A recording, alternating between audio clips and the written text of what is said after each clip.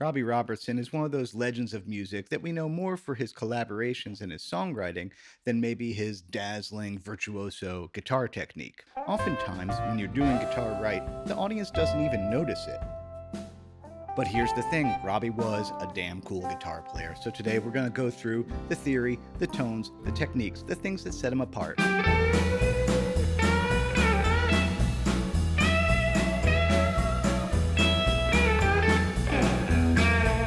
I'm Eric Haugen. Check the description box below for tabs and backing tracks on my website, information about exactly what sound tools I'm using today, live streams, and more on Patreon and my deep dive courses. It's all on my website, yo. Because Robbie got his start with Ronnie Hawkins, classic boogie-woogie like rhythm patterns are often layered into the mix.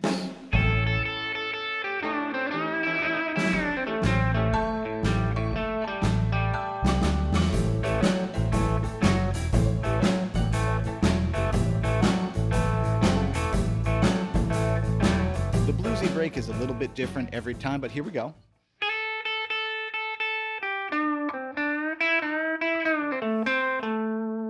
So first phrase.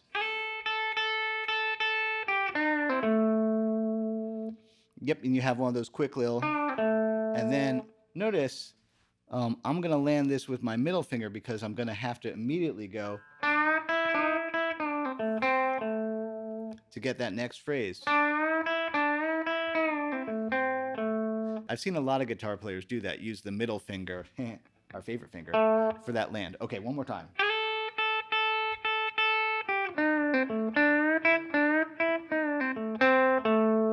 And then we're going to talk more about this later in the vid, hybrid picking. You can do it all. But yeah, we're going to talk more about it separately, but look at this hand.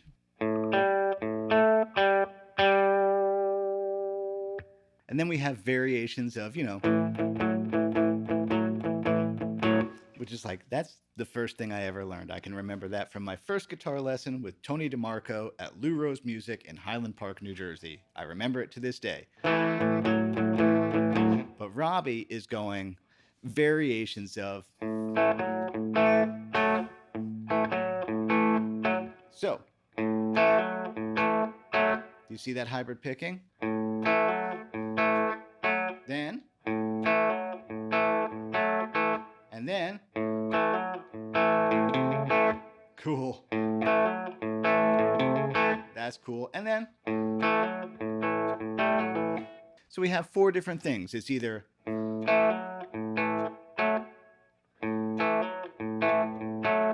or the trickiest one, that little, if you can get. And this is a big deal to get his sound. Robbie would often use a pick and fingers to get a snappy, aggressive tone. There's some anecdotal data that indicates he used metal finger picks and a flat pick, although I can find a lot more pictures of him not using the metal finger picks.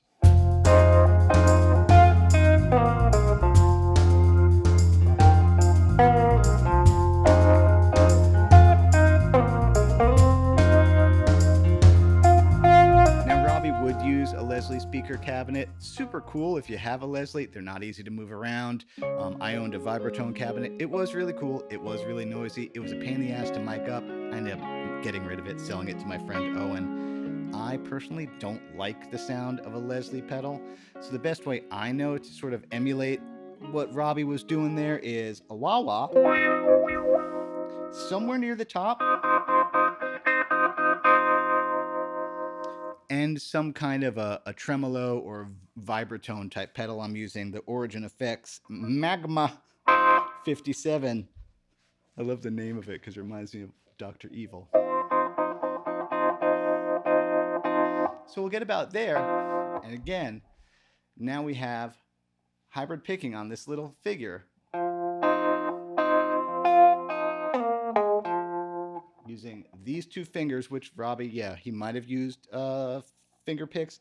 Honestly, the reason I'm choosing stuff from what record? The Basement Tapes. Is the guitar is quite loud on the Basement Tapes, and I like the way all the takes are kind of just loose, and actually you can hear the guitar more than you often can elsewhere. However, the Basement Tapes is mono, so everything mushes together, the piano, the organ, and the guitar. Honestly, I think on the actual record, Robbie's just doing blues licks. So this is Eric's take on it. Oh no.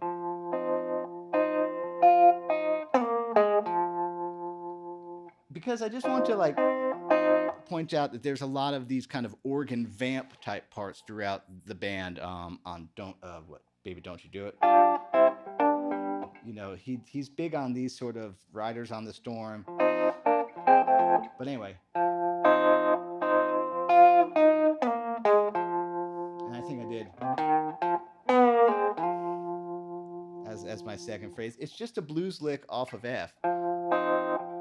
But because these two tones are grabbed with the fingers, it's different than just. It definitely, those notes pop differently.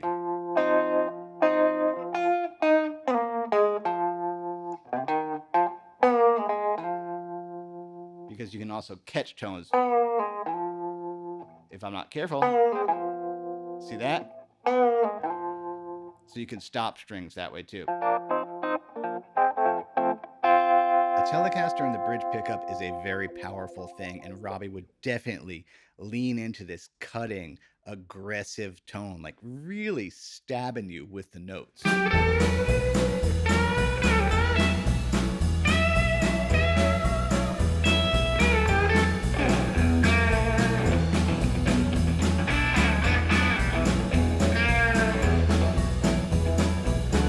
I think if I did the math right, Robbie was 19 when he laid down this nasty, nasty lead on Who Do You Love? So, you know, E-blues, you know. Definitely the bridge position pickup of a Telecaster. You know, I'm using the Strymon Deco for overdrive.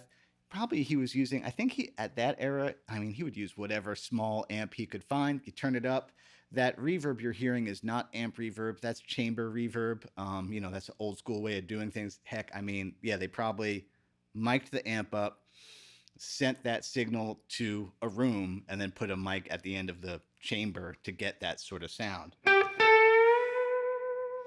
Now, dig in hard and also, you know, put some good vibrato on it, because it's not complicated, but to get that, the vibe, yeah, that's what I'm thinking about.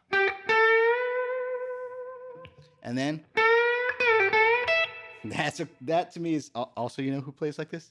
Fogerty, John Fogerty. That's such a thing that. So that first, yeah, let's do the first kind of 4 bars. 1. So the first thing has a pickup. 1, 2, 3, 4. And then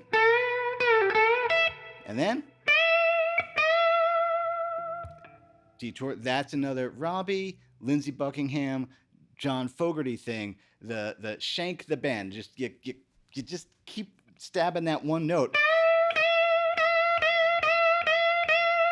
That's such a thing, you know that.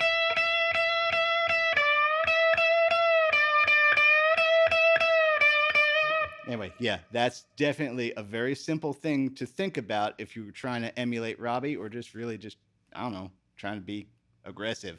Don't play more notes, just stabbing the notes. Anyway. And that's the final phrase, that little. And then he kind of drops down low. Now, yeah, the rhythm playing on this is really interesting hybrid picking also. But anyway, let's get this blues lick down here. You know, you could do just boom, boom, boom, boom, boom. This is how I'm doing it. And then one of those blues licks.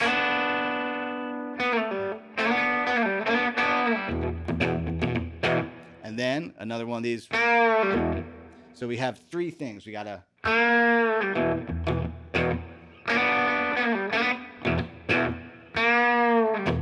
Now, I'm not playing this next thing the way Robbie does. Here's what I'm doing. It's hybrid picking. that's going the whole time. Then I'm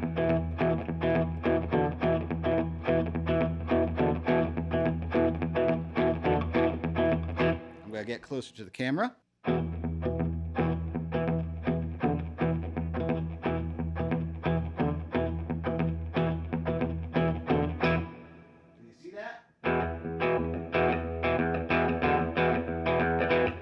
Listening to the recording, it actually sounds like he has this thing going kind of independently of.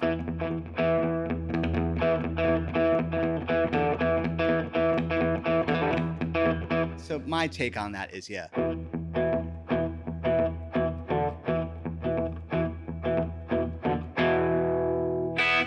On the prettier side of things, when Robbie wasn't in blues mode, he would often use the diagonal major pentatonic scale, of course most notably on the intro to the Wait, but also in Goin' to Acapulco.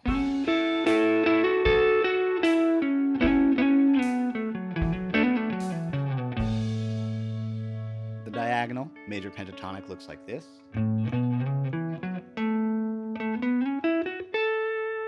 If we needed the final octave,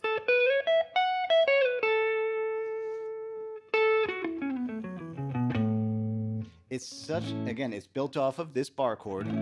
Ronnie Wood is another user of the diagonal major pentatonic. Dave Davies also. A lot of my favorite guitar players for fills are going to. It's just such a naturally flowing kind of scale. It has built into it just sort of, yeah, it's got a vibe for sure. All right, so playing off of A, while the vocals are sort of that harmony that they're hitting is implying a B minor. But anyway,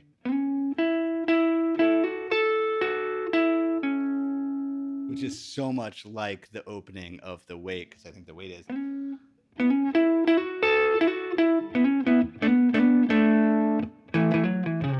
Yeah, it's almost the same lick. Yeah, it's kind of neat. But anyway, the Goin' to Acapulco version. And then the second half is tricky. So there's like, yeah, rhythmically that's really interesting.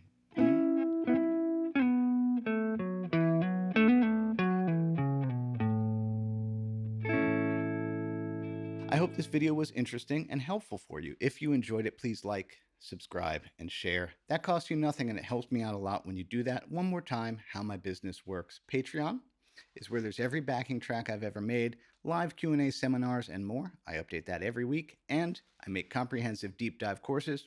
You can check it all out on my website. As Bill and Ted would say, be excellent to each other. That includes yourself. Happy Friday. Eat pizza.